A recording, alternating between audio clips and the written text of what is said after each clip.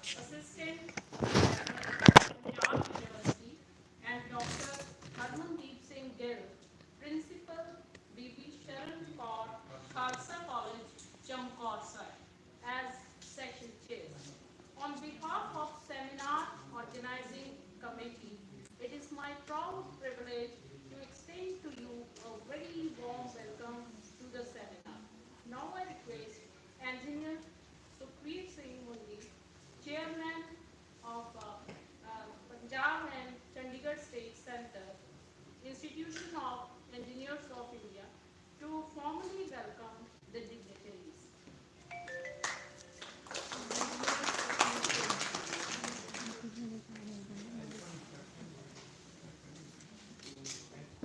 Good afternoon, everyone.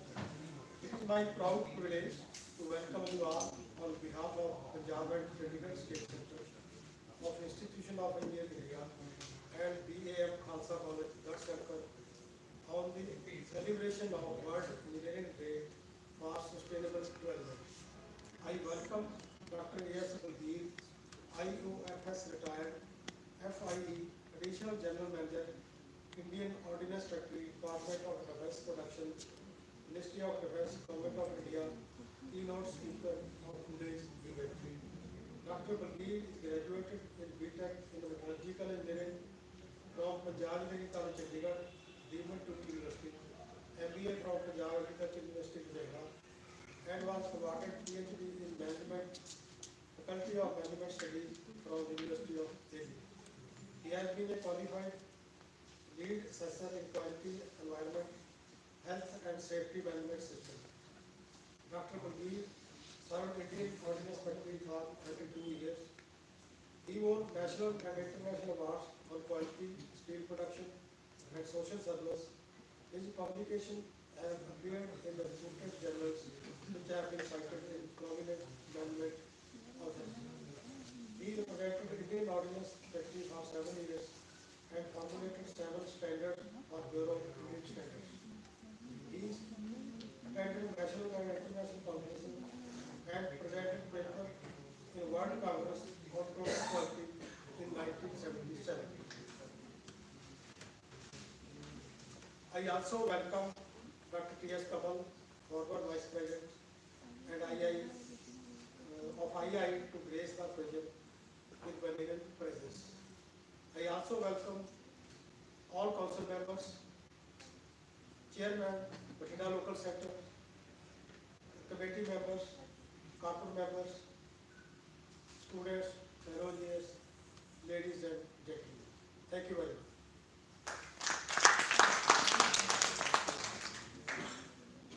Thank you, sir.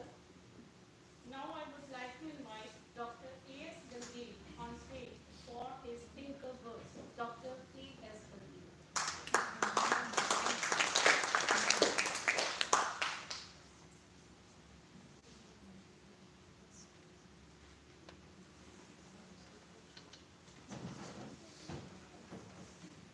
Good afternoon.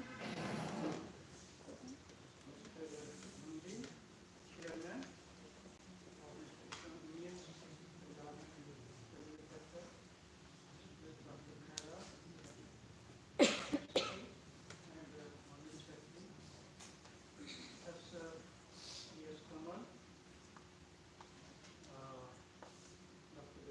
Singh, Sheikh Singh, and all those dignitaries who are coming from different places, ladies and gentlemen. It is my proud privilege to present the theme of World Engineering Day today.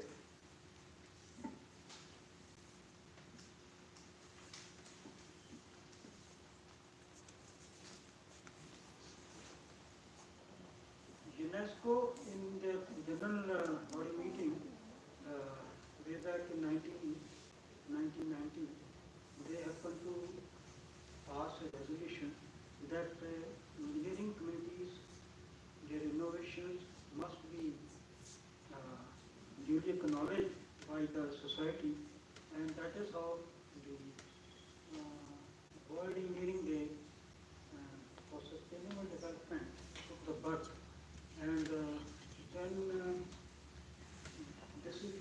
pattern in series, and it is going to be celebrated the world over.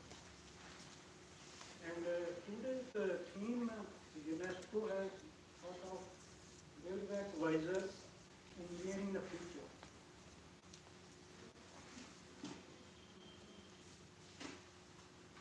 Now, it is a fact that science can amuse and fascinate us all, but it is engineering that changes the world. That is all said about the engineering community as a whole. And why the acknowledgement of their contribution? Because some of the slides, some of the unique contributions in this respective field which they have made. Uh, I have tried to show the bullet train, Burj Khalifa, Dubai. They are all unique flying cars which will be future system of Chenab rail bridge, Jammu and Kashmir. A unique contribution by engineers in Jammu and Kashmir. Apart from other monuments like Ajanta Loga and this Humayun tomb, these are very unique architectural beauty of our country.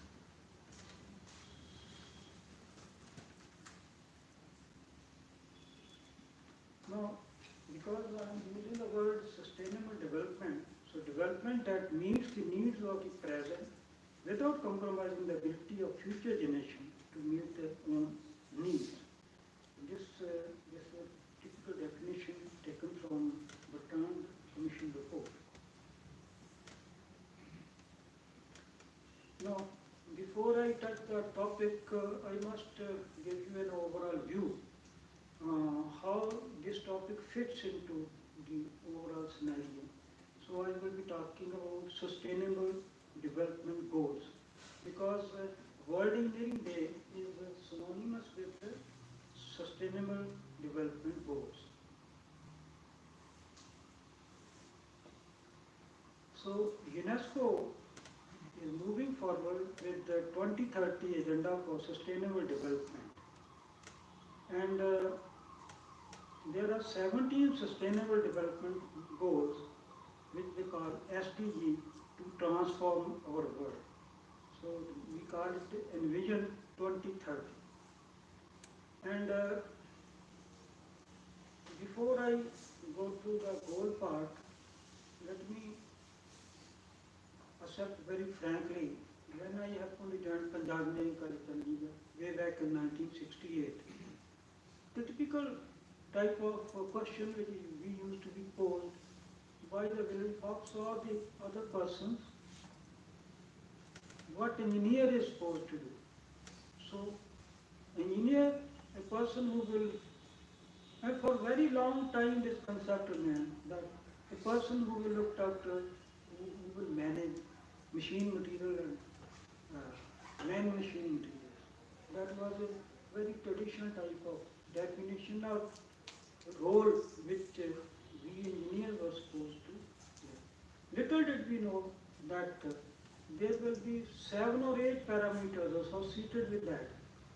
Minutes mean delivery schedule, management means administration, and other aspects which came up afterward as professional fields, which engineers were supposed to know it. Right or wrong, that's a different thing, how many people are exposed to that, but the fact remains, today, it is no more a definition, it is no more a concept that engineers are supposed to look after only man, machine and material. And now, as I coming back to the topic, now UNESCO has made 17 goals. What are those goals? Goal number 1 is that in the world, I want to give you a global view so that your mind do not get confined to your respective fields in which you are specializing, but to a global overview of engineering community. That is very important. Let me accept it, I was not told when I happen to be engineering graduate at the Armenian curriculum. So goal number one is there should be no poverty in the world. So this is a typical goal which they want to achieve by 2030. It's a big idealistic goal, but that is what the engineers are supposed to move toward that direction to achieve that goal. Goal number two, zero hunger. All your efforts should be concentrated that you remove the hunger from the earth. Good health and well-being. That is goal number third. Quality education. I don't want to comment upon, but quality education is one of the most important things which we require as on date.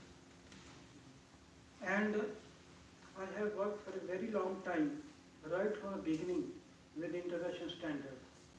And I have the privilege to implement those, not only visually or academically look at it, I have got to implement quality management system, environmental management system, occupational health and safety management system, where laboratories, NABL accreditation, number of standards which not only you should know it, you have to implement on the ground. So their quality education carries lot of meaning. Only getting degree, a piece of paper does not carry any meaning in this world. Nowhere in international standards, there is no qualification has been mentioned. This is something very unique. They are only talking about whether the person is having knowledge, he is having skill, he is having aptitude, he is having attitude, and can he solve this problem. In case he cannot, he is not worthy of being called an engineer. Nowhere in all the international standards, which are the things, nowhere it is mentioned. So your qualification, whether it is from B.A.M. Khalsa College, whether it is from IIT, in case you have requisite skill, aptitude, attitude to solve the problem on the ground, you will be called worthy of an engineer. This is where the quality education matters. Gender equality. That means there should be, the women should be at par with male. Unfortunately, the world is dominated by male. How many times you have heard in USA a woman becoming president? None. UK, yes. Israel, yes. India, yes. Russia, no. That is what is male chauvinism. So they are talking that you must have by 2030 gender equality. That means 50% of the all top positions in the world must be occupied by females. That is what gender equality is all about. Clean water and sanitation. I will deliver this topic afterward. Clean water and sanitation, very important thing. Okay? Affordable and clean energy. Look here.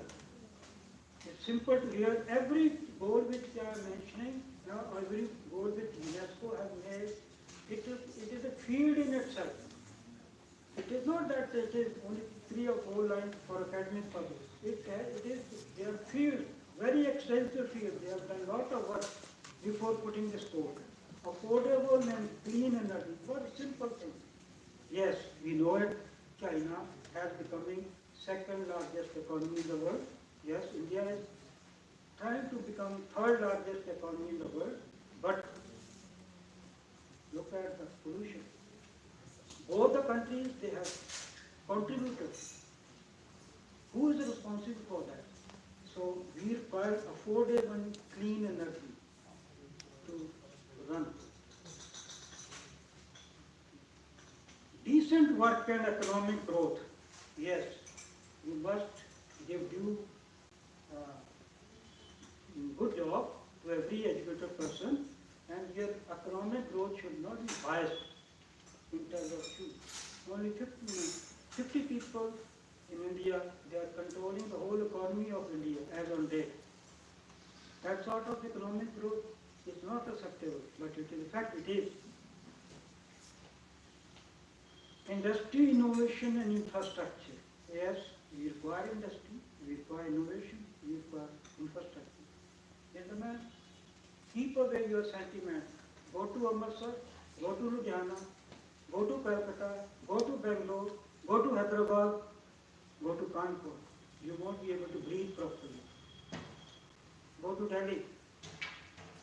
Look at the condition of Kejriwal. He runs to Bangalore for treatment. Is it the development we are talking about? Is it what the engineering community has contributed? What is their contribution then? So this is where industry, innovation and infrastructure, you have to focus very clearly. What exactly you want? What sort of contribution you are making?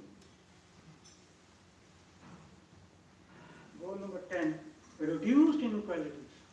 I have just mentioned, in case few people, they are very rich and GDP gives around figure there, because 70% people are poor, below poverty line in South Asia and Africa, 70% people. What sort of equalities you are developing? What sort of democracy you are talking? So reduce inequalities. Sustainable cities and communities. Just now I told you, I happened to go to World Standard Day in Ludhiana. It was raining. The whole Ludhiana was floating. I was to take my lunch. The person who was my host carried me to several restaurants. Whole Ludhiana was floated. I could not take my meal. That is what Ludhiana you have made. Is what you want before us. Go to Buddha, you see it, what is going on. That sort of engineering is not required by the world. Responsible consumption and production. Yes, we are becoming a consumer industry and we are producing, engineer may produce, core producing, but consumption factor. Everything is bad. Good, very good. Where you will dump it? Where is the place? Climate action, one of the burning issue I will discuss it later. Very, very important. Life below water. The coming years, your food problem will be solved by life under ocean. Why? That will be bread and butter for us. And in case we just, and number of our coastal area people, they are living on these fish as a staple diet. Suppose they die, you will be in problem. So life below water. Engineers are supposed to know it, should know to act it. Okay? Because it will lead to more hunger everywhere. Life on land, if you are living, okay, you have to think of it. Peace, justice and strong institutions. Very simple to hear, soothing to our ear, but it means backed up with your judiciary, backed up with your high courts. Where is this stand? Are they backing the vision 2030? In case our courts, high courts, all those legal institutions, they are overflowed with this, that decision, that, and decisions are not coming up. What is the use of that sort of judiciary to us? So UNESCO says, kindly see to it in case you want peace, justice, and strong institutions. The engineers should think in that direction. Partnership to achieve goals. You cannot achieve your goals without inviting the other party. One few days back, you saw the farmers' agitation. I am also part of it. Very good. They have repealed all the legal laws. Good. But you have to develop number of storage in Punjab, Haryana, Rajasthan, UP, where government is not having that much money. From where the money will come? You will have to depend upon private partnership. You just cannot use them. You just cannot ignore them. Sentimentally, yes. But the fact remains, you have seen the condition of Food Corporation of India, the inefficiency. You have to build up your storage with the partner. I don't mean Adani, Abani, I don't mean it. But with private investment. So it means that. Now I am coming to the topic which is a theme, build back wiser, engineering of future. Let me be very frank. 6 or 7 days back, when I looked at the topic, I was thinking I will not be able to justify it. But then I put night and days to see to it that having reached the age of 75, but at least I must look out the facts, I must deliver to the younger generation all that I have known, and I went on, joined by the World Wide Wide, I tried to cover up the whole thing. So basically, what exactly the expectations from engineering community? What the society expects from it? What are the societal demands from engineering community? They want that they should address climate change. Our Earth is Mother Earth is becoming warmer, and there have been 6 or 7 international conferences to reduce that this greenhouse gases. They are not coming to any consensus. They are passing the buck here, that country is passing the buck over here, that country is passing the buck over here. But that is not the solution of the problem. Solution of the problem, as the young girl, 14 years girl from Sweden, she says, he happened to even clearly say to the President of America, you are doing nothing.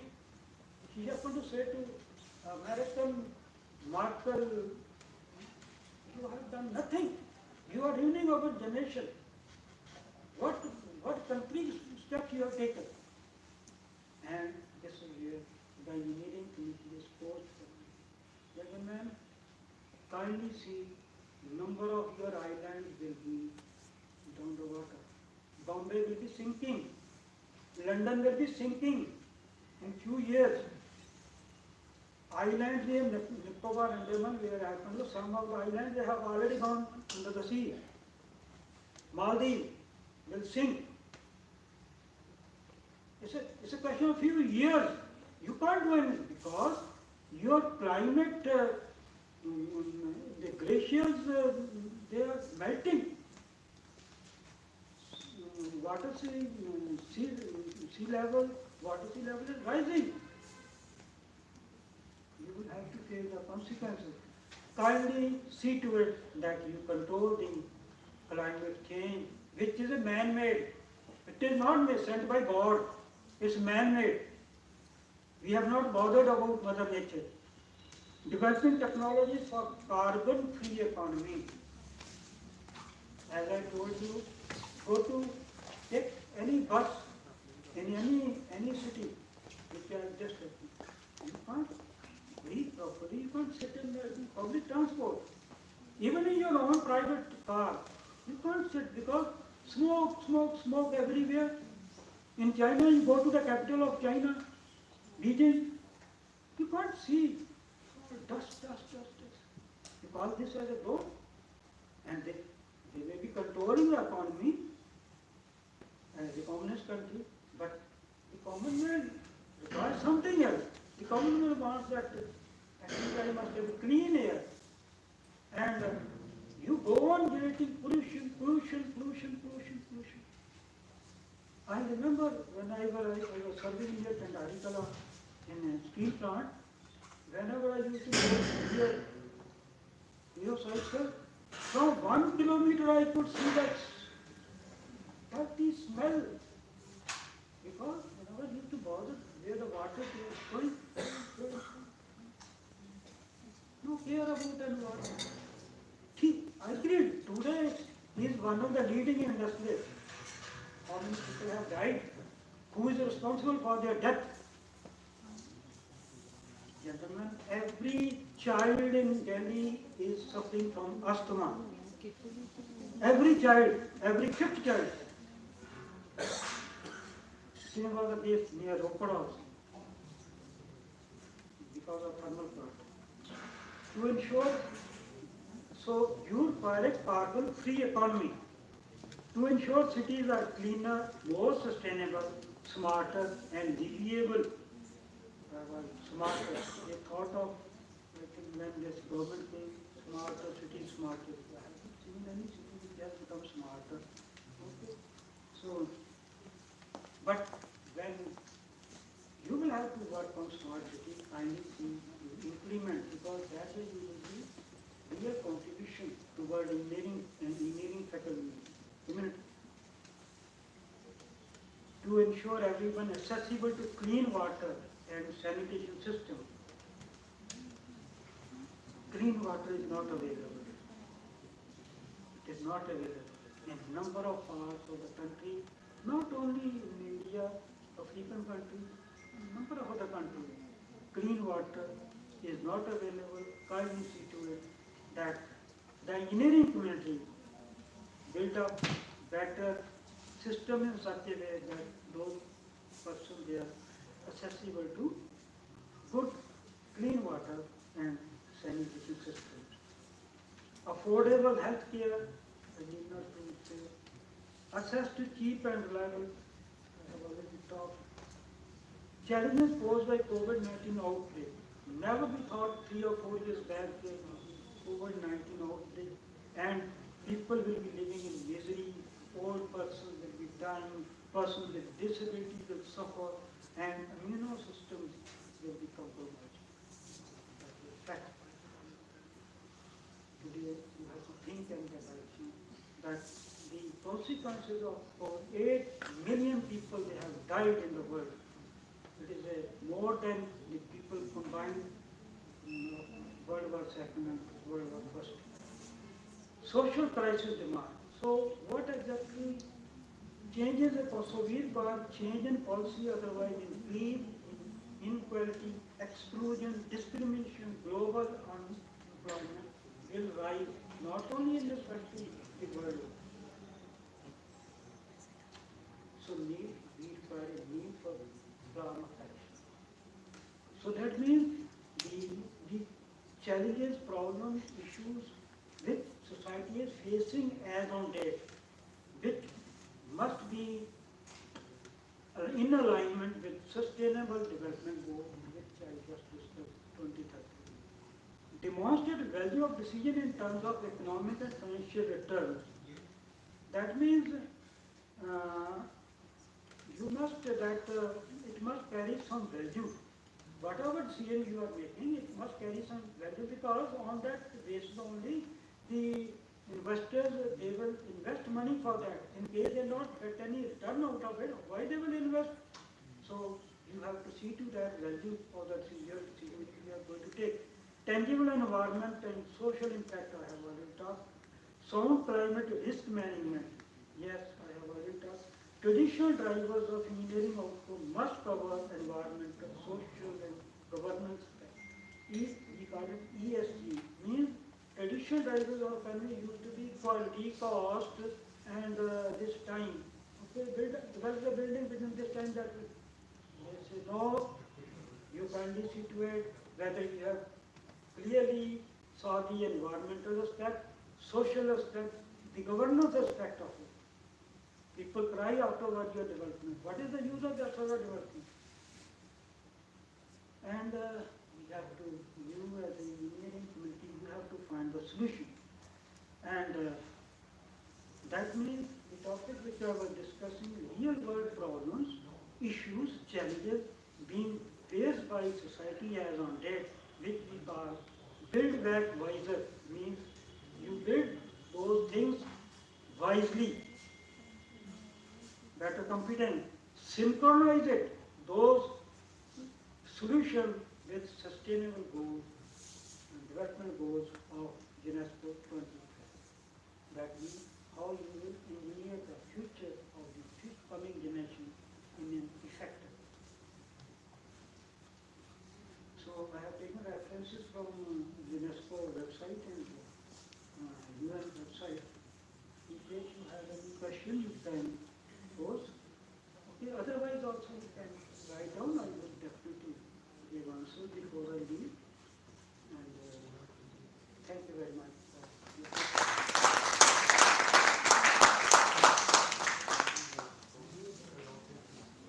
Thank you, sir. Thank you very much for sharing your profound knowledge with us. The next distinguished to honor us with his presence is Professor Dr. J.S.O.B. He is B.E. in Electronics and Communication Engineering from Thapar Institute of Engineering and Technology, Patiala. He is M.E. with honors from Thapar Institute of Engineering and Technology, Patiala. He is PhD in Electronics and Communication Engineering from Punjab Technical University, Jalandhar. He has teaching experience of 25 years. He has attended and presented papers in various national and international conferences. He is Fellow, Institution of Engineers of India, Fellow, Indian Society of Systems for Science and Engineering. He is member, Institution of Electrical and Electronics Engineers, member, Institution of Electronics and Telecommunication Engineers, and member of International Association of Engineers. His area of interest is low power VLSI design and wireless communication. He has guided many research scholars and PhD students. Now I would like to invite Professor J.S.O.B. on stage to add glory to the sensation.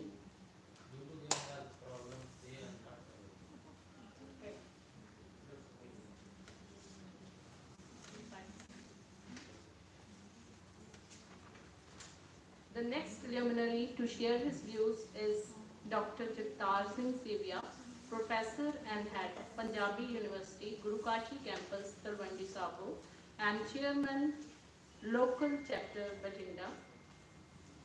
I avail this opportunity to give a glance at achievements of Dr. Jagtar Singh. He did his B.Tech degree from Punjab Technical University, Jalandhar, in electrical and electronics communication in engineering, and he did his masters from Punjab Technical University, Jalandhar. He received his PhD degree from Sant Longowal Institute of Engineering and Technology, Longowal, Punjab. He is professor in electronics and communication section at Yatindra College of Engineering, Punjabi University, Patiala. He has published more than 100 papers in several international journals and presented papers in national and international conferences. His main interests are in neural networks, electromagnetic waves, genetic algorithms, antenna system engineering. Dr. Sevia is member of Institution of Engineering in India, Indian Society of Technical Education, and International Association of Engineers. Dr. Jagtar Singh Sevia.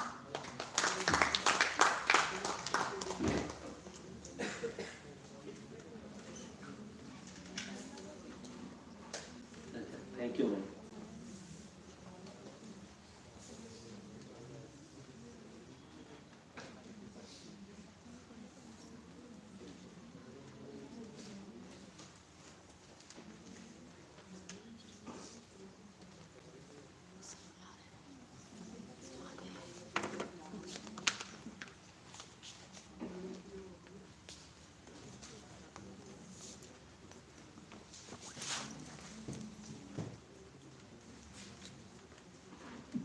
I am thankful to Dr. Tara Singh Kamal, Engineer S.S. Mundi, Chairman, State Center, for giving the opportunity for this lecture.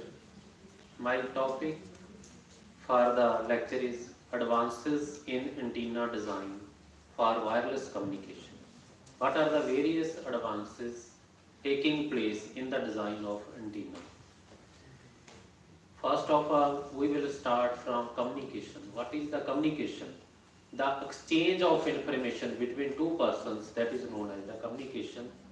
Then we can go for telecommunication. Telecommunication means exchange of information at large distance. When transmitter and receiver at large distance, then it is known as the telecommunication. In case of telecommunication, we can use wired media or wireless media. We can transmit the signal through the wires or through by using wireless media. In case of wireless communication, we use a device that is called antenna. Antenna is a device which converts the electrical signal into electromagnetic waves at the transmitter. At the receiver side, it receives the electromagnetic waves and converts back into a electrical signal. So we can say that antenna is a link between the transmitter and the receiver. Why wireless communication? Why we prefer wireless communication? Every day we prefer wireless communication. If we see our mouse is wireless, every device is wireless. Why? Because it is freedom from wires. There is no bunch of wires required to transmit the signal. Automagical, instantaneous communication without physical connection setup. Example, Bluetooth, Wi-Fi. Global coverage by using 3 satellites at the globe. We can cover the whole globe by using 3 satellites. Communication can reach where the wiring is invisible. In case of sea, if we going to the sea, where the wireless communication, where the wired communication is not possible, we use the wireless communication. In case of wireless communication, the device that is used, antenna, the size of antenna in the traditional size of the antenna was very large. If we see the roof at the roof of during the traditional antennas, the size of antenna, that is Jagi Juda antenna, which was very large. Now if we see our mobile phone, we can't find the where is an antenna. Antenna is the part of the phone, part of the PCB, where electronic circuit is designed. Size of antenna becomes very small today. We use the microstrip patch antenna in case of mobile communication. One of the most important antenna which is useful at microwave frequencies. When the frequency is greater than 1 gigahertz, now we are using the 5G technology. The frequency is very high. The size of antenna is very small. It usually consists of a metal patch on the top of ground dielectric substrate. The patch may be variety of shapes, rectangular, circular, triangular. In case of India, we design the antenna on FR4 material. But if we go for Canada and America, we use the Roser RT Druid material for the design of antenna. Here the temperature is high. We can't use the Druid material in India because the temperature is very high. At 45 degree, Druid material melts, so we cannot use the Druid material in India. So we use the FR4 glass epoxy material for the design of antenna. These are the common shapes mathematical shapes which are used to design of antenna. Advantage of microstrip antenna, it is a low profile antenna, easy to fabricate, then easy to feed. There are different methods by which we can feed the antenna. One is the coaxial cable, second is the microstrip line. Easy to incorporate with other microstrip circuits elements, integrate into the system. Patterns are somewhat hemispherical with a moderate directivity, about 6 to 8 dB. Easy to use in array to increase the directivity. If we go for the disadvantage of microstrip patch antenna, the gain of antenna of this antenna is very less. To increase the gain of antenna, we use the group of antennas. The group of antennas used to enhance the gain of antenna, that is known as antenna array. The applications where we use the microstrip antenna, that is the satellite communication, microwave communication, in our cell phones and GPS antennas. These are the antenna arrays. Here we joined more than one antennas. The group of antennas used to increase the gain of antenna, that is known as antenna array. 1D linear antenna array, 2 is to 2 array, then 8 is to 8 array, and 4 is to 8 array. This is the paper which I have published in a very good journal, that is Wireless Communication Journal, SCI Index Journal, and we designed a monopole antenna. This antenna has a bandwidth of 7.62 gigahertz from a frequency range 1.73 to 9.36, and so we can transmit a signal by using this antenna from a frequency range 1.73 to 9.36, and this antenna works at another band, that is from 11.06 gigahertz to 12.70 gigahertz, and third band occurs from 13.64 gigahertz to 19.98 gigahertz. This antenna works at 3 band of energy. And this paper is published in a very good journal of wireless personal communication. Then, after the traditional microstrip antenna, a new term came into the existence, that is the fractal antenna. A fractal is a curve, it is a rough, broken, fragmented geometrical shape that can be splitted into the parts. A fractal antenna is an antenna that uses a fractal self-similar design to maximize the effective length or increase the perimeter of material that can receive or transmit electromagnetic radiations within the total surface area or volume. There are two important properties of fractal antenna. First property is the space filling property.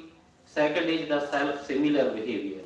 Space filling means it leads to decrease in the size of antenna.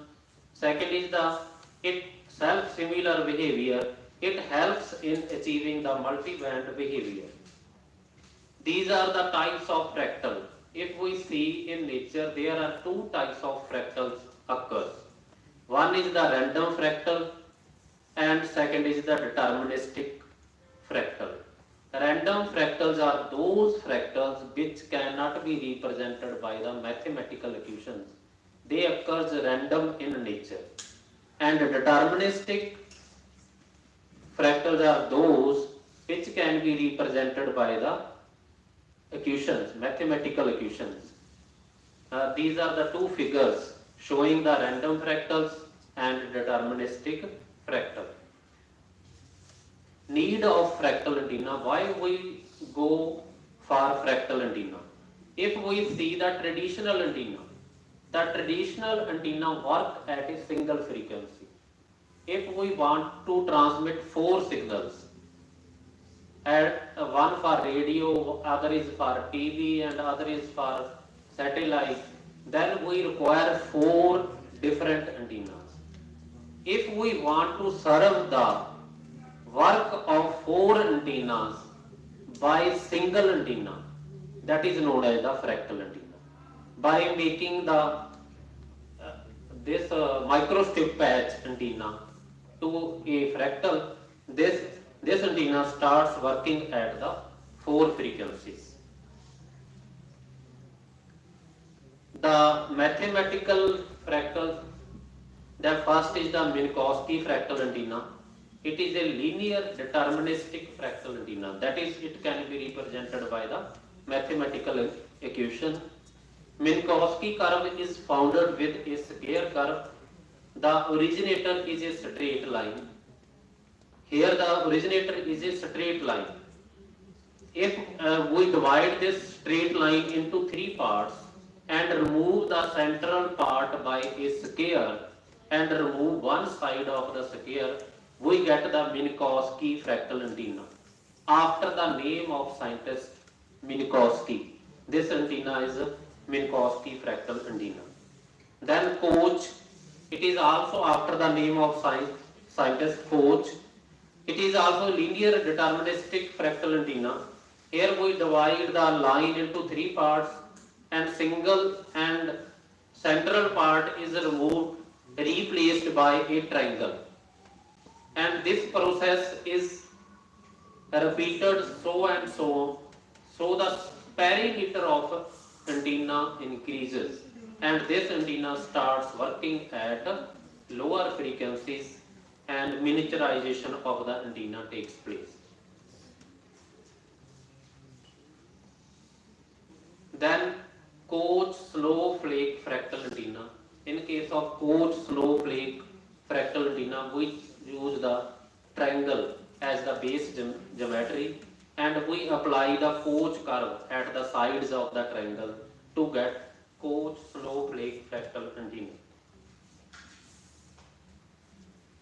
Then hybrid fractal antenna, by combining two or more curves, we get the hybrid fractal antenna. So these curves can be used for designing the microstrip hybrid fractal antenna. And we published a very good paper also in the Journal of Elsevier, SCI Index Journal. We designed the hybrid fractal antenna. Then Hilbert Minkowski hybrid fractal antenna. These are my publications that we have published in the various journals. Due to the shortage of time, I will not go in detail because I have to give only 2 minutes. So I will show only slides. This is the another paper where we used Minkowski, Giuseppe piano, Koch curve based design antenna. We have designed these antennas in the lab and tested, and transmission and reception has been done by using these antennas. Then IFS technique can be used for the design of antenna. It is a mathematical technique. Coding can be done for the design of antenna. So advantage of hybrid fractal antenna: small in size, wide and multi-band support, good frequency range, reduced construction cost. It can be used for communication, wireless network, military applications and RFID application. Thank you. I will not go for the next, that is the artificial neural network. It is already covered by our key speaker of the day. Thank you very much.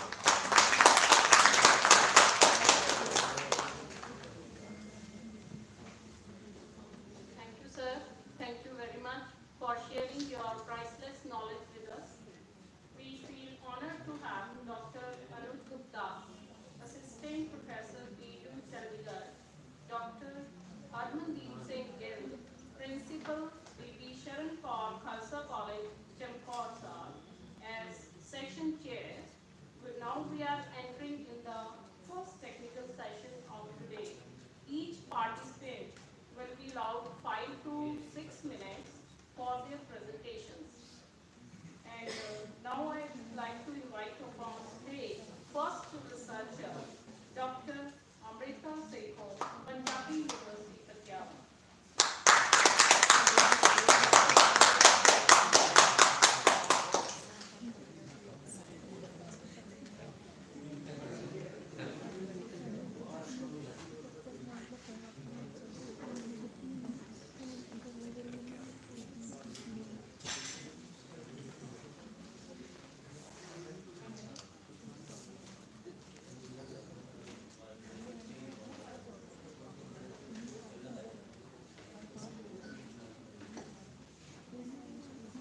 very good afternoon to all the dignitaries on the dais and off the dais, and dear students.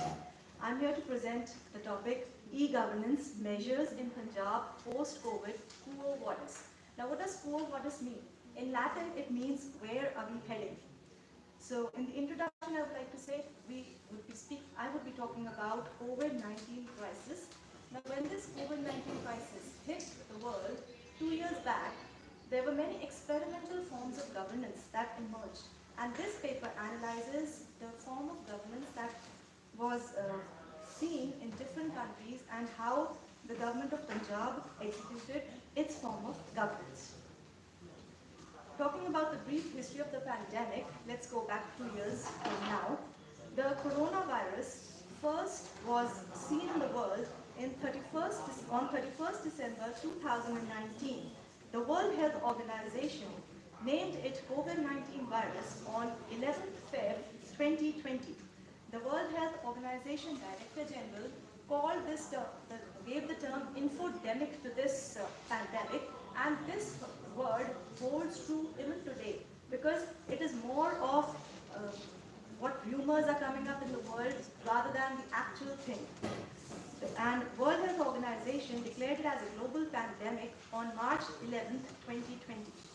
Talking about the literature of e-governance or in the crisis response, we have a dearth of research articles on turbulent governance, which is the term for such situations when something unmanageable comes up and you don't know how to cope up with it. Now, the key lessons that were learned by governances at various organizations or in the various parts of the world was based on SARS, H1N1 and MERS, which came up in 2003, 9 and 15. The first case study is that of China, which had seen strong government control over the country because there was, right in the third week of January 2020, officially the whole country was sealed. A lockdown was arranged in Wuhan and in the Hubei province, and strict measures were taken so that no fake news or panic was generated due to the fake news. So this was something great that was done in China. They controlled their media. Talking about South Korea, transparency and democracy was seen in that country. It was a good way of managing COVID-19 crisis. They transparently gave exact information, accurate information about the COVID cases in their country, and the citizens voluntarily participated in the protests and did not protest against the restrictions that were imposed by their government. Now, the confirmed cases were the confirmed cases were analyzed using big data, and then it was revealed in public through government websites, etc. In Japan, expert-based advice was followed. The people of Japan did not pose a lockdown, as it is not mentioned in the legislature. It is not allowed through the legislature. So the government officials had talks with the expert committees, and then they decided upon the route to be followed in their governance. Talking about Netherlands, they had agile and adaptive governance in crisis response. This means that the agile governance was followed in Netherlands, wherein they imposed a smart lockdown policy, and responsibly the individuals followed those rules that were imposed by their government. Talking about Taiwan, digital governance infrastructure was seen there. They properly implemented the mask policy. They used technology and big data for increasing the disease detection and prevention measures. The society was techno-savvy, and this winning strategy of Taiwan during the crisis management won applaud at international level, which is worth appreciation. In Switzerland, transformative governance was emerged as a new governance form, which means that experimentation, spontaneous learning, addition of diverse perspectives, and decision-making under uncertainty. This is what transformative governance is all about. In the US, individualistic, voluntary, non-government approach was followed, wherein the government didn't do much, but it's laid the responsibility of control of the virus on the private sector. because the public had more trust in the private sector rather than the government, and they trusted especially the IT governance. In Australia, centralized proximity tracing solution was implemented. It was a varied and balanced approach for governance. The government made it public that people should adopt this app and use it. It was the COVID Safe app. In the next phase is IT initiatives of Punjab. Here, it is worth mentioning and worth appreciation that the COVA Punjab app, which is the coronavirus alert app, was the first mobile app to be launched in India on 9th March 2020. Whereas you must be remembering from my previous slides that on 11th March 2020, this pandemic was declared as global pandemic. And Punjab had been smart enough for coming up with this COVA app, which bared geotagging and geofencing features. A dedicated dashboard called corona.punjab.gov.in was also prepared to analyze the patterns of the cases. Another platform, covidhealth.punjab.gov.in, was implemented for the migrant laborers to come in and out of the state. Telemedicine and telecounseling initiatives were also implemented. UiPath RPA bot, which is robotic process automation and built operate transfer of software, was also implemented on the emails which came from different districts. The mass awareness campaign was implemented in the social media. E-Sanjeevani app was created for providing telemedicine solutions. Video conferencing solutions were leveraged for people to work from home and give the output of the work. Plasma donor registration was done on the COVA app as well. Online COVID-19 trainings were provided in numerous amounts. The Operation Fateh was a 1-month operation that was implemented by the government of Punjab to spread awareness about the COVID-19 cases in Punjab. Finally, to conclude, I come up to these conclusions that digital contact tracing has emerged as a significant measure in combating the virus. Although the global implications were there, but the response has always been seen to be local of the pandemic. Third, appropriate use of information technology was a great help. Fourth, use of social media and sensitization on fake news does matter because people keep spreading rumors. You have to wisely think and choose which is the right and which is the wrong news. Finally, definitely we all know the sufferers were the general and the poor and the middle class. A lot of economic implications have been seen, and this is the most important one. The socio-physiological impacts and lifestyle changes have been seen. We are all witness to this post-COVID era, and we've all seen how our lifestyles have changed, how the way we learn, we behave, we interact. Every child is carrying a smartphone today, and it's a need of the hour as well. So many changes have come up in the present post-COVID era. Any questions? Thank you. So this is a experimental form here.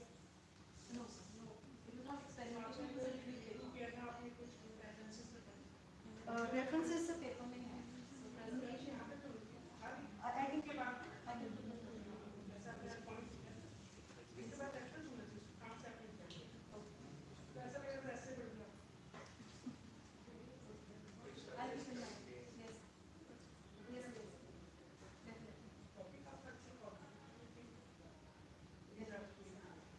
it's all mentioned in the paper. Fine, sir. Next time I will do that. Thanks.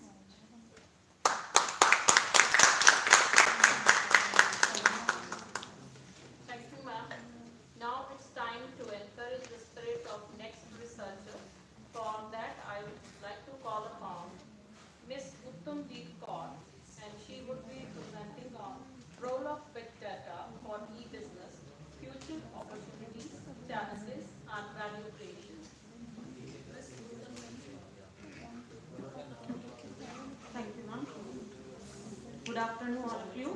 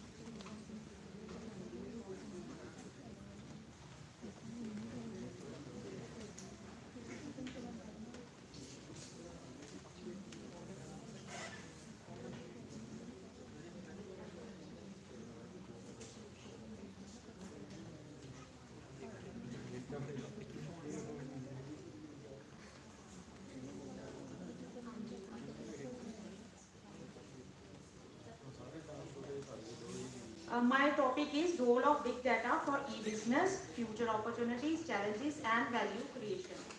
First of all, I want to introduce about big data. The term big data is referred to data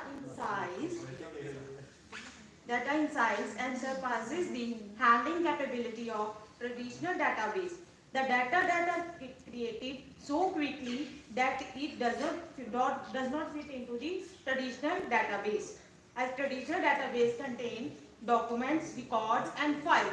Big data contain photo, graphics, audio, video and GPS data. How big is big data is? Uh, E-businesses. E-business means electronic business that conduct business on the internet using web technology. E-business companies to collaborate their internal and external processes more efficiently and effectively, to work more closely with suppliers and partners, leading to improvement in overall businesses. Characteristics of big data. The first characteristic is data volume. It measures the amount of data available to an organization. It represents a challenge because in order to manipulate and analyze a big volume of data requires a lot of resources. Second one character is data velocity. That refers to the speed at which the data gets generated. E-commerce firms have drastically increased the place and ferocity of data used for business transactions. Third one is data variety. Data variety means different type of data that are generated and are stored in the database. That is, the data that is generated through e-commerce businesses may be in the form of text, audio, video and images. The fourth one is data veracity. That means the factual details about the data that contain facts.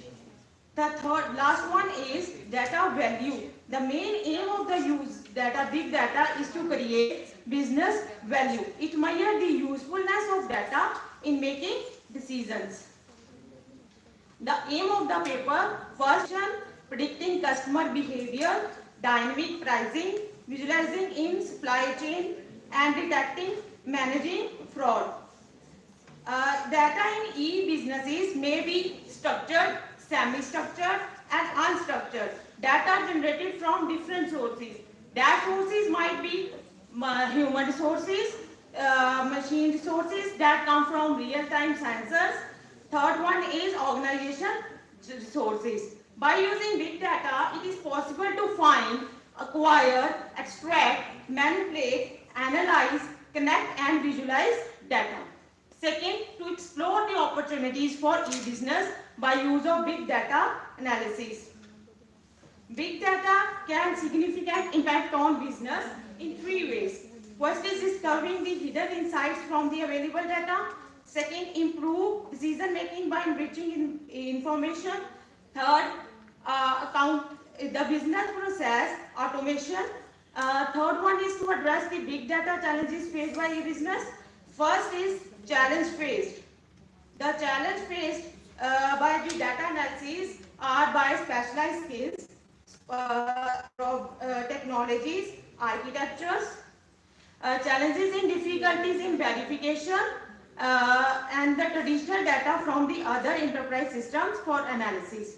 Other challenges may be included data acquisition and recording and cleaning, data integration, query processing, data modeling and analysis, complex and evolving relationship, data complexity and system complexity. Third, to address the big data challenges faced by e-businesses.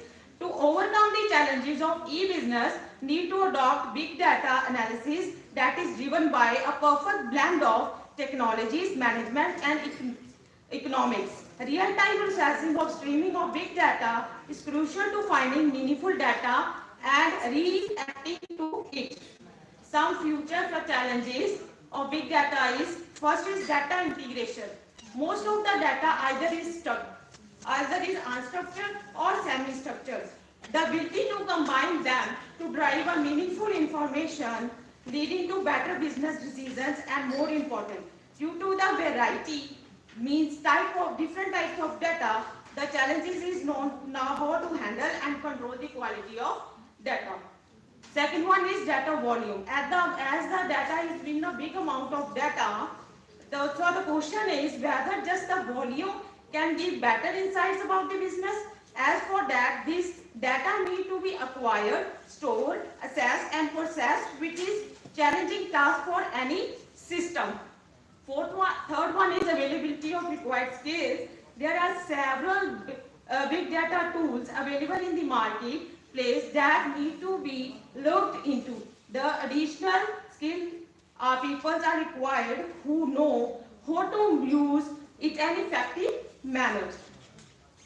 Crunch estimates that around one third of the chief data scientists spend 90% of their data time on cleaning raw data. Fourth one is data privacy. When the data is collected, it has a lot of personal information about the customers.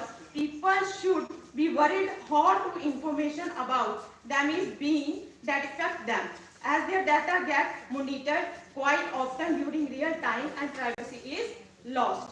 Data security and privacy.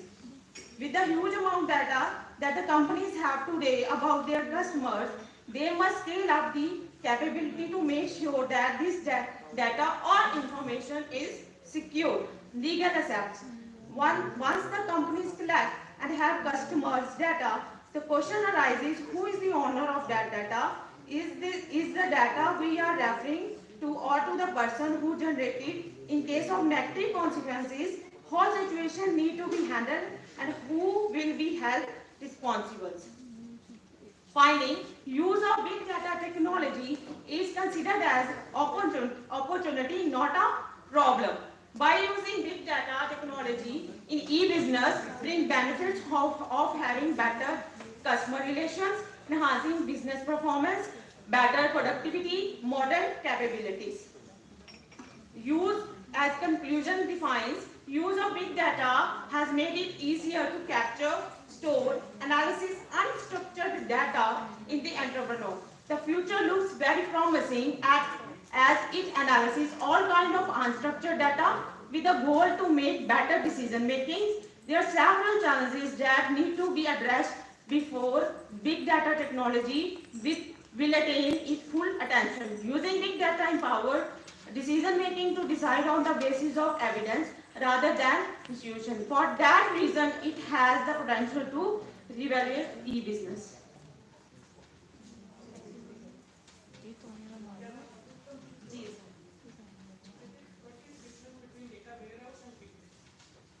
Data warehouse is collecting the data. Data warehouse where data is being collected. Big data is data where for a small data come evaluate in an unstructured way and collect and organize in a certain way that we can analyze them in a proper way so that we can come to some conclusion.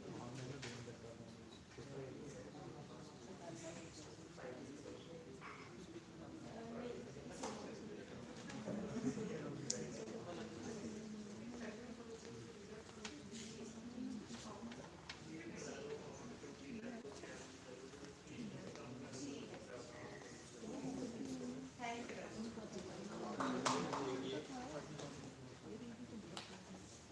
Thank you, ma'am. Now it's time to cheer the strength of next researcher. For that, I would like to invite upon stage Mr. Abhishek, Research Scholar, UIET, Punjab University, Chandigarh. His topic is classification of UC-MERS land use dataset remote sensing images using pre-trained deep learning model. Mr. Abhishek.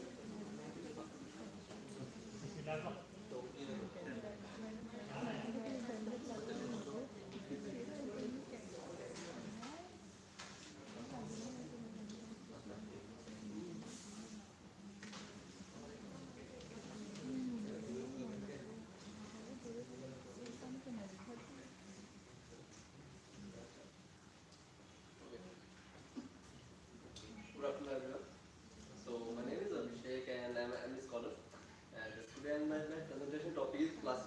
of UCMers, land use dataset remote sensing image using pre-trained model in deep learning and guided by Dr. Kashdeep and Rohit.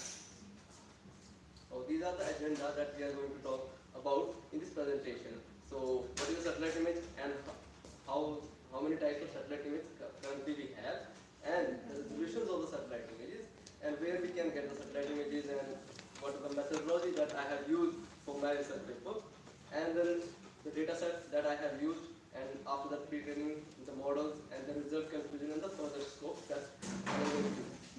Okay, so starting with it, what is a satellite image?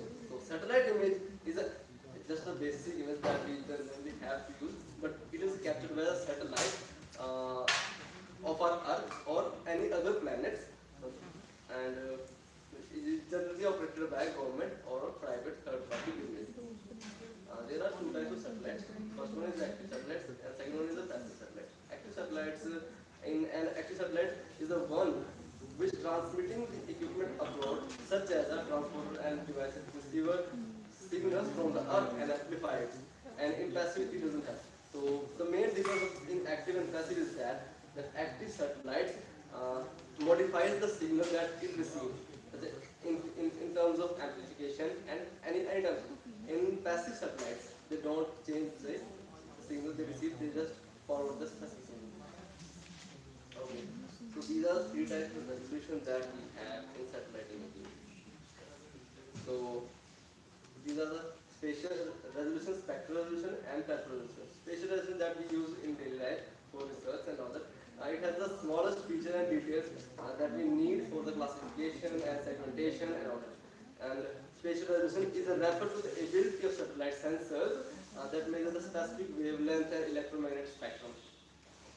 At the last, the temporal one it is a refer to the time between the images, the capability of satellite to provide the image of the same given figure.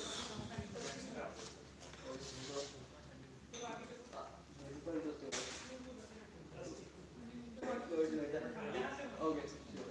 This is my problem statement. So as I have mentioned, my problem statement is classification in UCMOS data set. So I have UCMOS data set that was in form of images that was 60 format, and I have to classify in the 21 classes that I have given. So this is the basic methodology that I have used. So firstly, I have to cluster the data. So I have to capture the data and split into the train, trust, and edits. And after that, pre-processing. Basically, the model doesn't take images directly, so I have to provide a model or variable. In variable, it's taken in form of numbers, so I have to do pre-processing. In pre-processing, I have converted the images into arrays, and the images are converted in the form of RGB, and I have converted into the BCR, and then each size of color channel is 0, then centralized the respective unit data sets. Then I have used my model, that is a pre-trained model named BG19. After the training, I have in the training I have freed the BG19 and add few layers and then train the model. At the last, I have these are my results of testing and validation. Come out to be 94%, 94.7% as the test result, and 97% as the test training result. Okay, so this is about the data set. So this is the data set. UCMOS data set is available online from 2018, and it was a class. It has 21 classes, and each class consists of 100 images, which has size to 56 by 56 pixels, and it generally is in the form of TIFF format. Or it was collected from USGS national urban areas and from the various areas around the country. Okay. In pre-processing, I have the data equivalent ratio of 80%, 10%, 10%. 80% for the training and 10% for the testing and 10% last for the validation. These are the number of images that comes out to the training definition. After that, I have converted the images into array that I have sent and used pre-process for the specific model that I have used is BBG19. So now the question is what is the pre-process model? So the pre-trained model is a model that's created by someone else and available online for free. And it has been trained on similar problem that currently I am working on. And instead of building a new model from scratch. That's the lengthy process. That's why I have used a pre-trained model. And you have to use the model and start tackling the problem that you want to. So these are the few pre-trained models that are famous ones by Keras. So I have used VGC19. So VGC19 is just a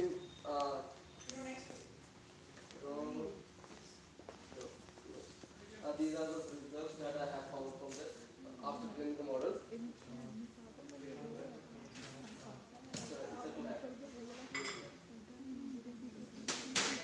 And these are the few graphs that are happening. And as you can see in accuracy, the blue one is the training accuracy, and the orange one is the test one. So now the conclusion. I have performed the experiment of what will we get output.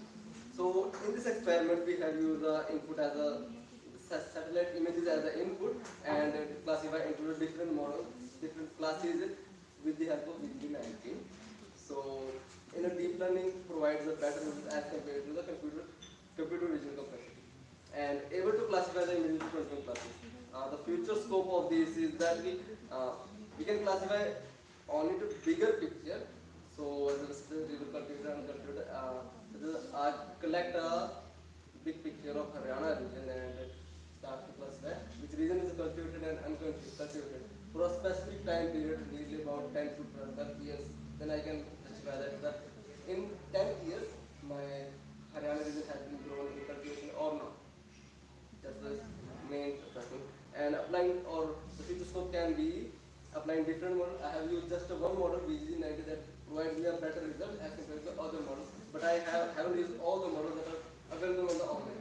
So I can use different type of models and different type of satellites because currently I am using Sentinel-2 data, but there are also satellites, Sentinel-1 and Set and others. So we can fine tune the results more as I have clearly 94 more finding this specific results.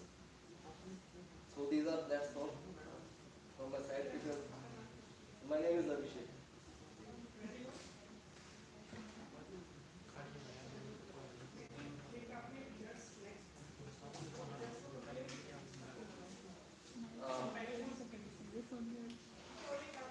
No, this is the best results that I have get. So that's why.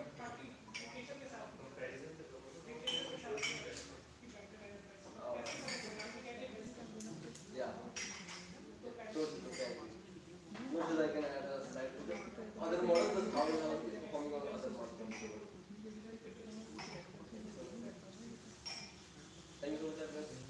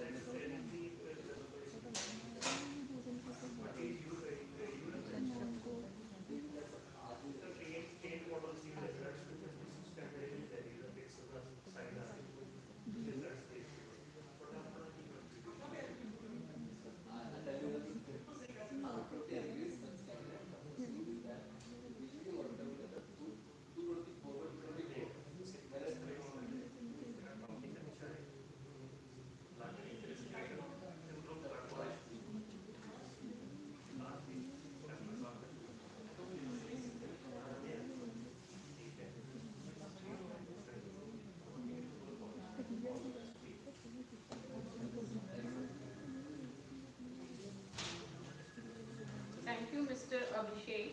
Now it's time to give chance to the next emerging speaker, researcher Sanjog Singh. He is studying in +2 non-medical stream, B.A.M. Khalsa College, Garhshankar. Sanjog Singh.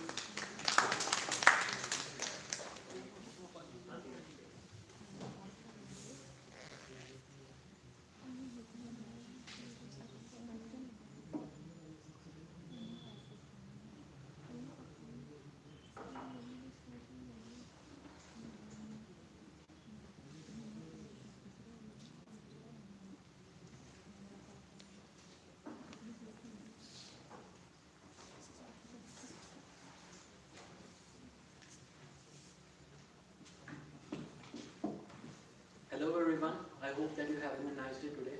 And first of all, let's start with the introduction of mine. My name is Tanjot Singh. I'm a student of B.A.M. Khalsa College, Karshankar, and I'm plus 2 class. I just turned 18.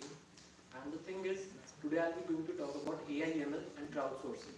So, what is artificial intelligence? Actually, it's a code that simulates the human intelligence. You create a code and it just gets out the knowledge that a human has, and with the machine learning implications, it can be made into a thing that automatically learns and captures data and becomes bright and bright. So what is crowdsource? I am a crowdsource influencer at Google. I work in a US based company as a network manager, and let's get into it. So what is Google's mission? To organize the world's information and make it universally accessible and useful. Yes, Google's mission is to capture the data that is real, that is reality, and implement it into a platform. That platform can be used by the 7 billion people on this planet to make their lives easier and have a better processing speeds in everything. And you scan something, for example, this light. Google will scan that photo with artificial intelligence and machine learning implications. The thing is, the search results will be shown that it is the light. It will show you first of all, it will say that it is the light. The computer will do it because of AI and ML. And the second thing is, it will show many results that exist like that. And we have also Google Photos. For example, if you click a photo of a pancake, if you click a second photo next year, when you search on the Google Photos app, you will search pancakes, and all the pancakes photo will come into the gallery. So this is AI. The AI captured the data that is a pancake, and with machine learning, the computer got to know that everything that looks like it will get into the same thing.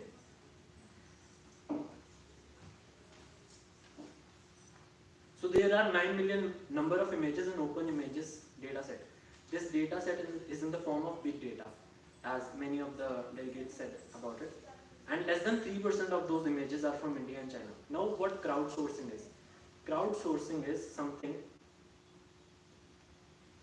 getting the inputs.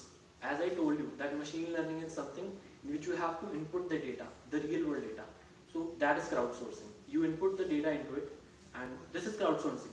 Crowds give a source to the machine learning code, and the data is being collected to make the artificial intelligence project more strong. So with the crowdsource, how you can access it? Crowdsource is an app on Play Store or on the App Store. You can just get into it, and the thing is, you create an account with your Gmail, you log in into it, and you start contributing. And you get badges for it. There are levels. I am on level 10. I have 11,000 contributions, and I am being the top ranker. I have got the promotion to a crowdsource influencer at Google.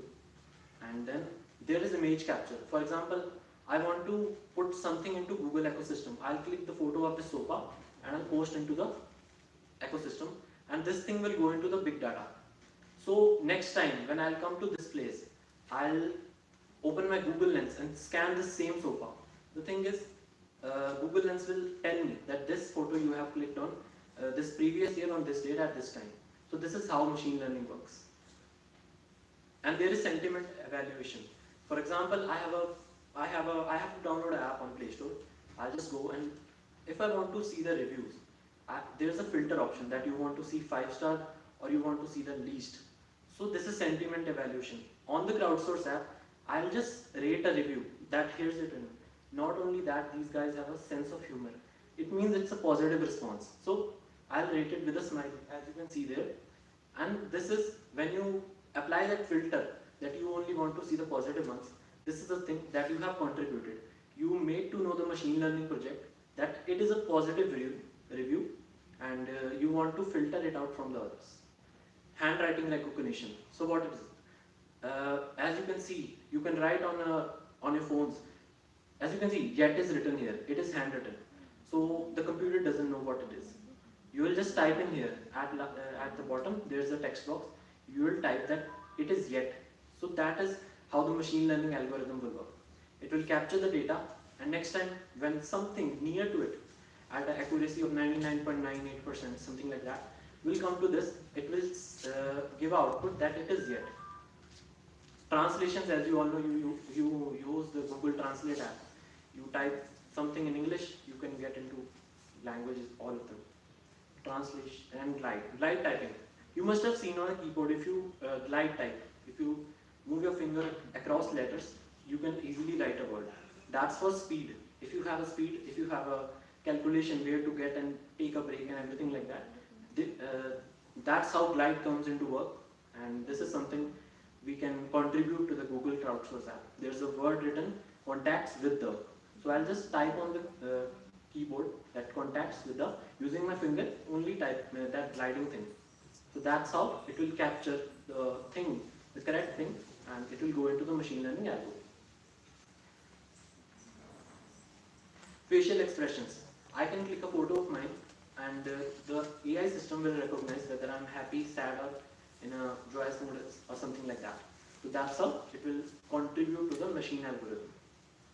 You are making a difference. If you contribute on the crowdsource app with the Google, you will making the Google system strong and a world a better place to live with faster calculations.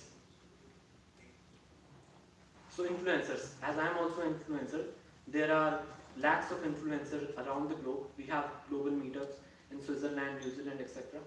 So these are some photos from the Ukraine, Italy, Sri Lanka, Laos, Sierra Leone, Pakistan, Peru, Colombia, and we have in India also, Indonesia, Cameroon, Iraq. And this photos from this session would also be going to the Google's official page, and these are the reviews. And you can also download the app from the Google Play or App Store. And thank you. If you want to connect with me, you can just scan this QR code. My all social media links will be here, and we can connect for that.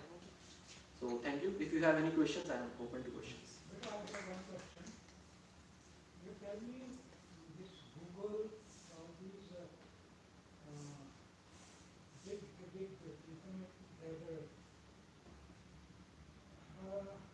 are we not making our own security system accessible to them? One thing. Secondly, during wartime, suppose this Google hands over all those information to my enemy, where I stand? So this is something where encryption comes into use. If you have a photo, if you have a password, you just get it to Google systems. Now there's an algorithm that converts that text into an encryption code. It's some letters long keyword, and even Google has not the right to view it.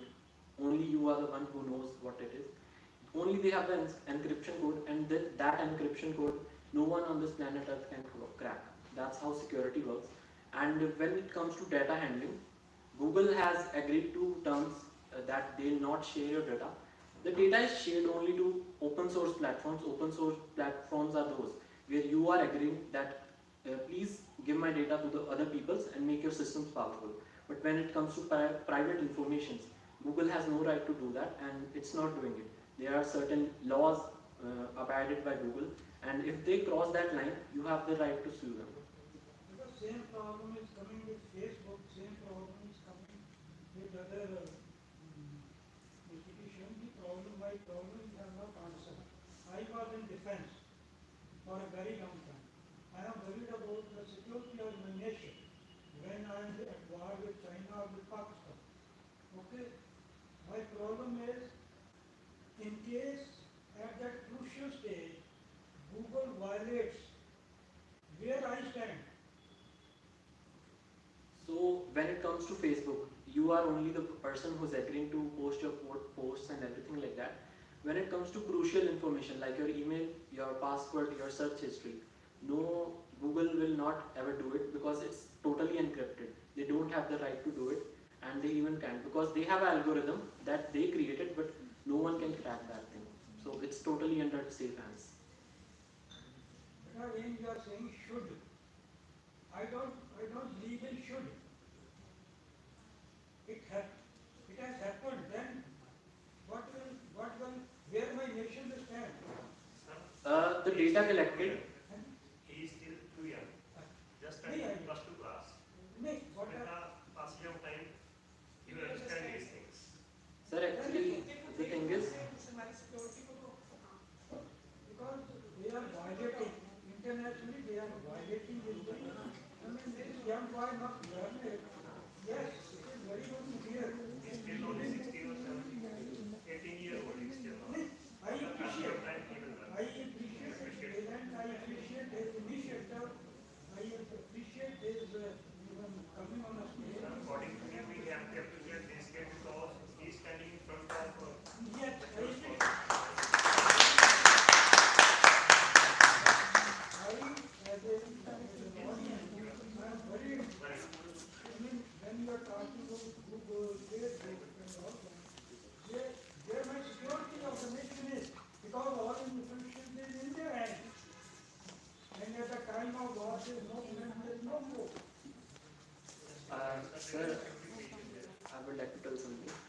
there's a person on Twitter, he's tracking Elon Musk's plane, and Elon Musk gave him an offer of $5,000 that to stop it.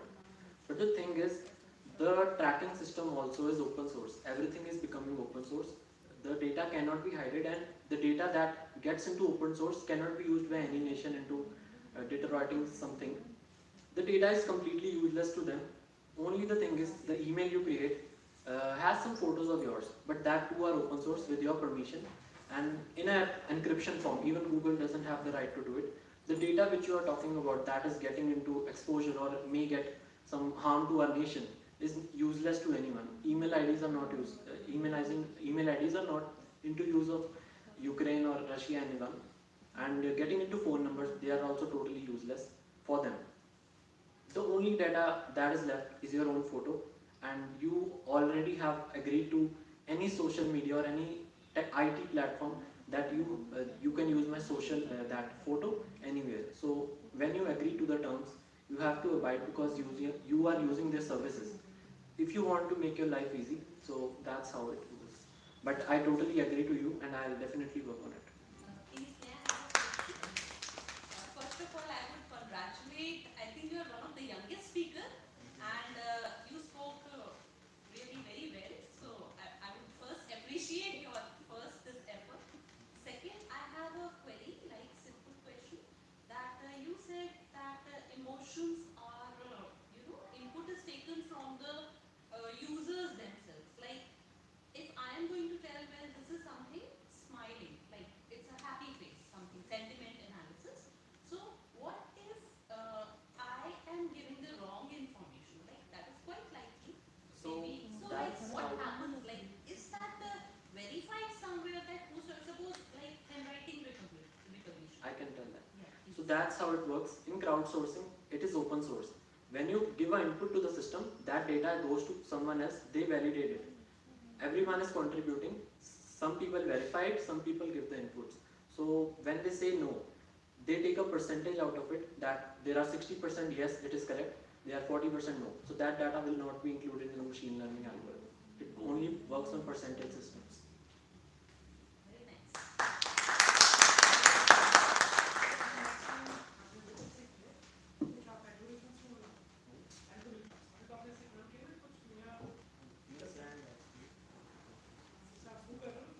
बेटा सारा question बिल्कुल tight है उसी के ऊपर depend करेगा ਉਹਦਾ ਤਾਂ ਆਨਸਰ ਠੀਕ ਹੈ there is a so many doubts in their security तो अपने जगह ठीक सी टू टर्म्स एंड कंडीशंस की गल करना मैं लगता समझ 99% जो टर्म्स एंड कंडीशन की गल होती है ना किताब की read I in the end सोचते कर दियो so you are right there. Thank you everyone, have a nice day. Thank you, Tanjot.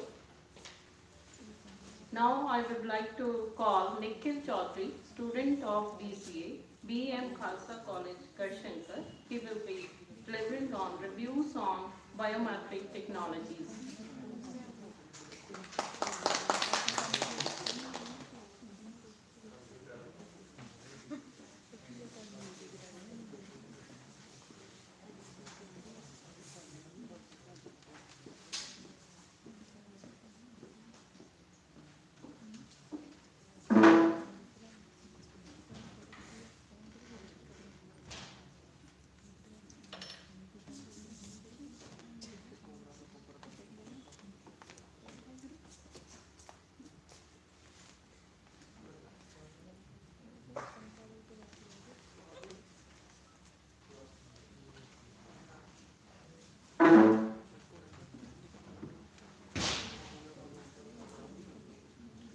First of all, a very warm good afternoon to all of you. My name is Nikhil Chaudhary from B.A.M. Khalsa College, Garshankar, and I am a BSc student. So, first of all, I would like to thank all the faculty members of my college who have given me this golden opportunity to present in such great people. So today I would like to part my knowledge on one of the most burning topics of this era, and that is biometric technologies.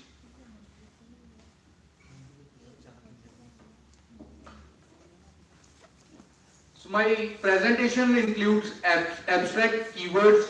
We would be talking about introduction, history of biometrics, kinds of biometrics, and its daily life applications. As we all know that technology is growing at astonishing rate, and with this growing technology, there are lot of cases of cybercrimes, cyberbullying, data manipulation, and these are growing at unprecedented rate, and that rate we can't imagine. Therefore, this has created a secure system requirement which could eliminate this grave issue. And the alternate solution for this problem could be seen in biometric authentication system. This recognition technology is more reliable than the outmoded way of authentication.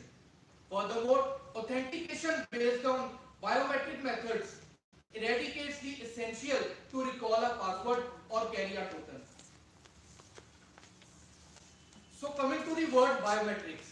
The word biometrics is derived from two Greek words, bios, which means life, and metrics, which means measure. This simply we can conclude it is recognition of human on the basis of intrinsic and special physical or behavioral traits. These traits may involve fingerprint or face pattern, or some can be a reliable aspect for biometrics. Next, we have basis of biometrics.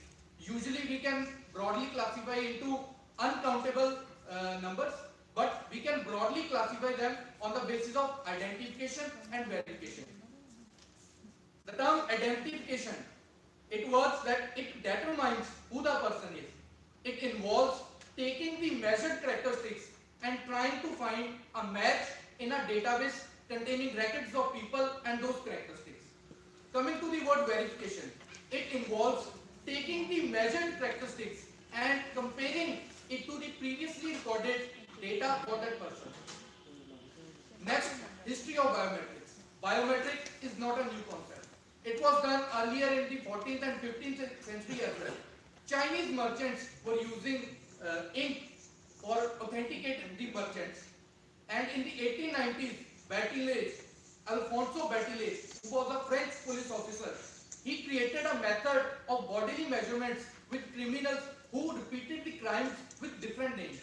And in the future, fingerprint which was developed by Richard Edward Henry of Scotland Yard with paper ink. Next, we have why we need biometrics. As I have said earlier that technology is growing at unprecedented rate, and we are mostly coming towards e-commerce business. And with the advent of e-commerce business, customers share their data with big companies, and that data that should be kept private. If the data goes into the wrong hands, misfortunes can happen.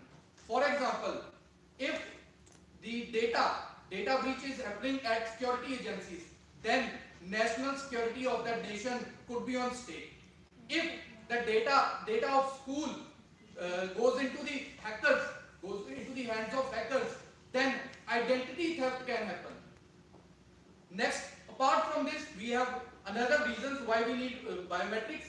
Number one is it gives high security to the customers, it enhances the user experience, and it tackles the issue of carrying token. And one of the most important, it is more reliable than the outmoded way of authentication that involved PIN or carrying tokens. Next, we have general scheme of biometric recognition system. Usually every biometric recognition system works on different principles, but we can broadly have, there must be a sensor that would sense the special feature of the user, then it would complement and match with the database model, and then decision making would happen. Next, we have anatomy of biometrics. As I have told earlier that there is a sensor that would detect characteristics of the user, and second, there would be a computer that would read and store the information. Third, we would be having software that would analyze the characteristics and translate into the graph or code and perform the actual comparisons. Next, we have kinds of biometrics. Usually we can broadly classify them on the basis of their extraction of characteristics. We have physical characteristics and behavioral characteristics. Coming to the physical characteristics, They may include physical features of the user. That includes fingerprints, retinal scanning, face recognition, handprint imaging, and iris scanning. Next, we have authentication based on behavior. That may include voice inputs, posture, gait scan, device-based gestures, keystroke dynamics, and cursor movements. Here are some of the bullets that we have mentioned. These are the things that a human eye cannot see, or we can say a human eye cannot detect these. So we need specialized sensors for them. Next, we have daily life applications of biometrics. Biometrics are used in home assistant like Alexa and Siri. They are used in banking, like Japan and US are working on credit cards that would have a fingerprint sensor installed in them. Law enforcement agencies like FBI's and other federal agencies, they use biometrics to investigate the criminals. Next, we have airport security. A lot of airports across the globe use biometric authentication system to authenticate the immigrants. Next, we have buildings, access, and schools. So these are some futuristic things that we may see in future. Schools and building access. With this advent of biometrics in schools and buildings, we can have frictionless entry. So coming to the conclusion, as we know that technology is growing at astonishing pace, so we need a secure system for that. And according to my point of view, biometric system is the most secure for that to avoid the data breach. Thank you and have a nice day.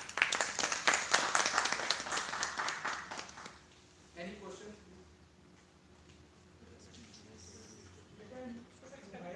What happened, I was for biometrics, but when you tried his level best to serve so he miserably failed. But he wanted biometrics, so ultimately he was not successful. So yes, so that may be a technical error, because in India we usually see that we are not well equipped. No, the machine was very good, but my experience. Pressures वाली बोलनी ना वो जल्दी खत्म हो जाएगी. Yes, sir. And radical And he wanted identity.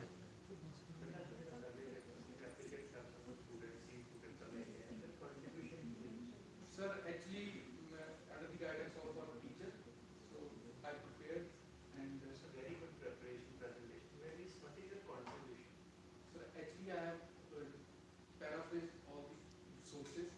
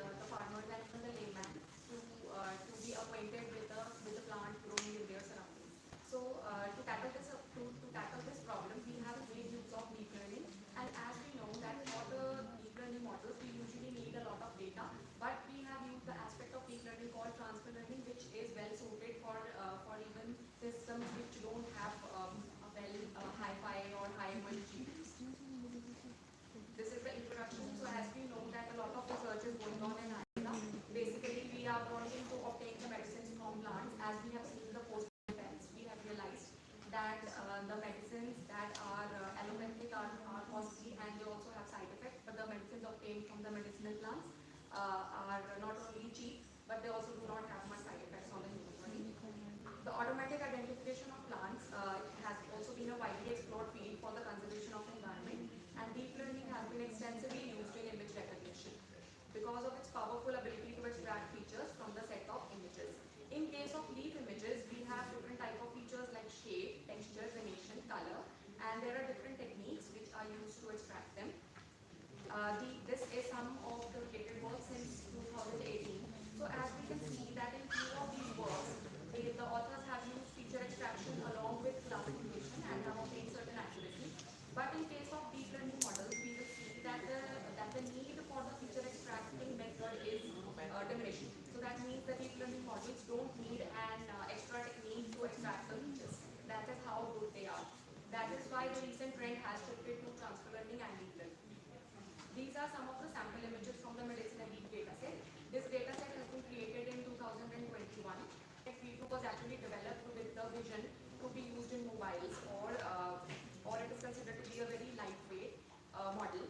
And because the normal standard convolutions has been replaced with depth-wise separable convolutions, which has helped to improve the model's performance and also providing us low computational complexity.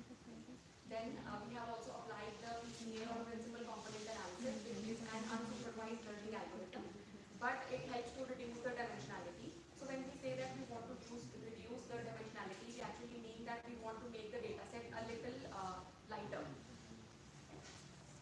In this, what happens is that we have the correlated features are actually converted into a set of linearly uncorrelated features by using orthogonal transformations. This is the system design. As we can see that first is the ImageNet, these models VGG16, we can see on the top there that VGG16, 19, ResNet, MobileNet, these are CNN models which have been trained on the ImageNet database. The ImageNet database consists of 1000 classes. The classes are car, bus, flower, road or whatever. We have used transfer learning which helps researchers like us who do not have a very high-tech research environment to conduct research and to use these models for our benefits. So we have a medicinal plant leaf database, and on that, after extracting the features from these models, I have used PCA over here, and then we have classified using SVM, decision trees, random forest, and CNN to compare the performance, and then we obtain the medicinal plant species. These are the results. As we can see, okay, so the conclusion, these are the results. These, on VGG16, by using the features from VGG16, we used different classifiers to see which one gave a better performance. So this was the mean accuracy, and as we can see that we have also used threefold cross validation. The purpose of threefold cross validation is that you have a data set and you divide it into three folds. One fold is used for training, one fold is used for testing, and the other two folds are used for training. So this way we can say that we have done the validation on two levels. So on first level was dividing the data set into training and testing, and on the next level was that dividing that training data set also again into three folds, so that we can have a better vision of the results. This is the conclusion. So transfer learning, as we know, that helps to extract the features from these models, and the overall feature extractors, MobileNet performed better, which was followed by VGG16, 19, and rest. And while comparing the classifiers, we can observe that KNN performed better, followed by random, forest, SVM, and then decision trees. The accuracy of 6.18% and standard deviation of 0.0059 was obtained using MobileNet V2 and KNN as a classifier, which shows that a combination of lightweight model and a single classifier can also meet the reproduction task. Any questions?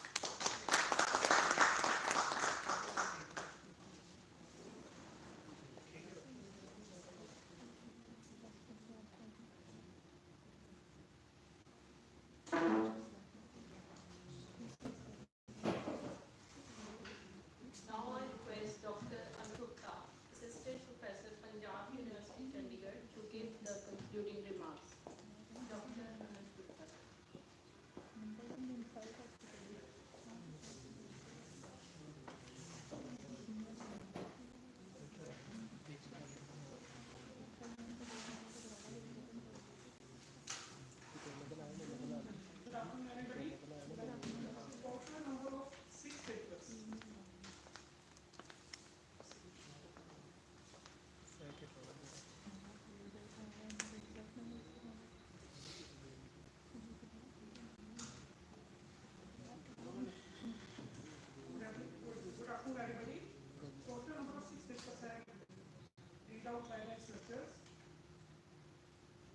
serial number 3, E-Governance Measures in Punjab Post-COVID by Professor Amrita. Then chapter number 9, the role of big data for e-business, futures, opportunities, challenges and value creation. Then paper number 11, crowdsource artificial intelligence and machine learning. Then paper number 12, reviews of biometrics technologies. Then paper number 13, hybrid computer vision approach for identification of medicinal leaves. आज हमने आज total 6 papers सुने, लेकिन मेरे को क्या करनी लगी इसके अंदर कि एक या दो पेपर्स को छोड़ के ना तो बच्चों ने एक्सपेरिमेंट्स किए हुए हैं, ना बच्चों ने रिसर्चर्स ने रिजल्ट्स किए, ना कोई एल्गोरिथम डेवलप किया। और ये जब भी हमने कोई रिसर्च करने लगे तो हमने इस बात का ध्यान देना है कि उसका सोसाइटी पे क्या लिखा है। अगर हमारे पास कोई प्रॉब्लम है, प्रॉब्लम जैसे कि एक में बड़ा रोल ऑफ बिग डेटा, इसमें बिग डेटा के बारे में बताया, लेकिन हम ऐसे रिसर्च करें कि जो प्रॉब्लम, पहले हम प्रॉब्लम देखें, रिसर्च करने का मतलब हमने रिसर्च कर इसलिए भी करें कि हमारे A.A.M में पॉइंट्स बनेंगे या हमें प्रमोशन मिलेगी। हमने रिसर्च किस लिए करी है कि हमने कुछ सोसाइटी को देखा, और सोसाइटी को हम तभी दे सकते हैं कि पहले हमने रिसर्च प्रॉब्लम फाइंड किया, हमने खाली टॉपिक लिया उसको पढ़ लिया, उसको that is not a research. अधिकतर बच्चों ने ऐसे हमने सबसे पहले प्रॉब्लम को आइडेंटिफाई करना है, फिर उस प्रॉब्लम को आइडेंटिफाई करने के बाद हमने कोई एल्गोरिथम डेवलप करना है, उसको कोई सोल्यूशन सर्च करना, then it will be research. और जो हमारी रिसर्च है दैट वुड बी, उसका सबसे ज़्यादा यूज कहाँ पे होना चाहिए, सोसाइटी पे, नहीं तो सिर्फ वो जो हमारा रिसर्च पेपर है वो पेपर्स में रहता है। All the researchers are very good, and the best papers award go to hybrid computer vision approach for identification of medicinal leaves by Silky.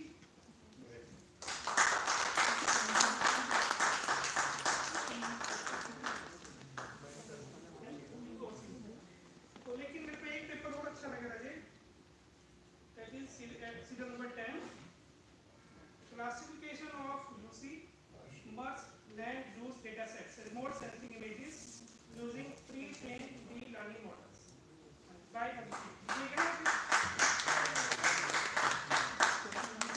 Thank you.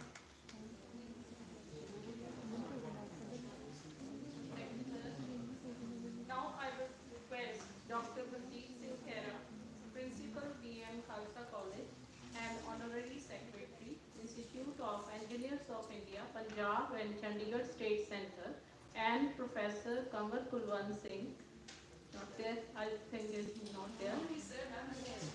Okay. Professor Kamar Kulwant Singh to step on the stage to award Dr. Anuj Gupta and Dr. Harmandeep Singh Gill with certificates of chairing the session. Chairman Mudi Sahab and Chairman Dr. Gupta. I invite Engineer Sukhveer Singh Mundi and Dr. Jagtar Singh also on stage to present the certificates of chairing the session to the erudite personalities.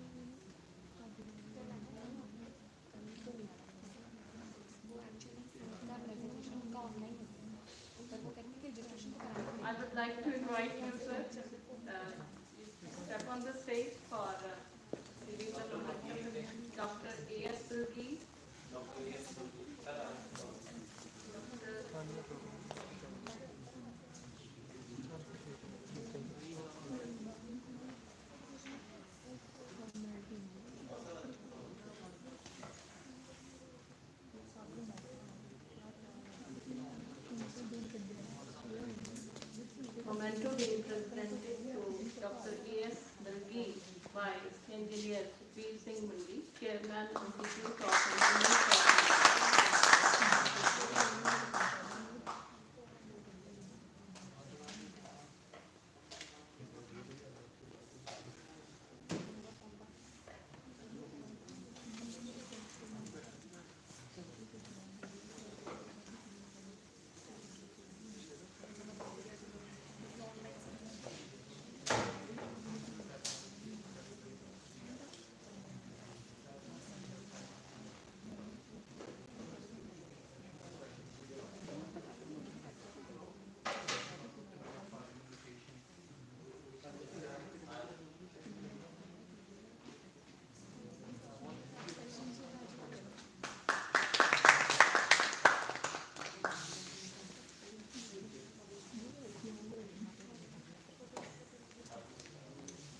Thank you, sir. That's the end of the technical session 1. Thank you, one and all.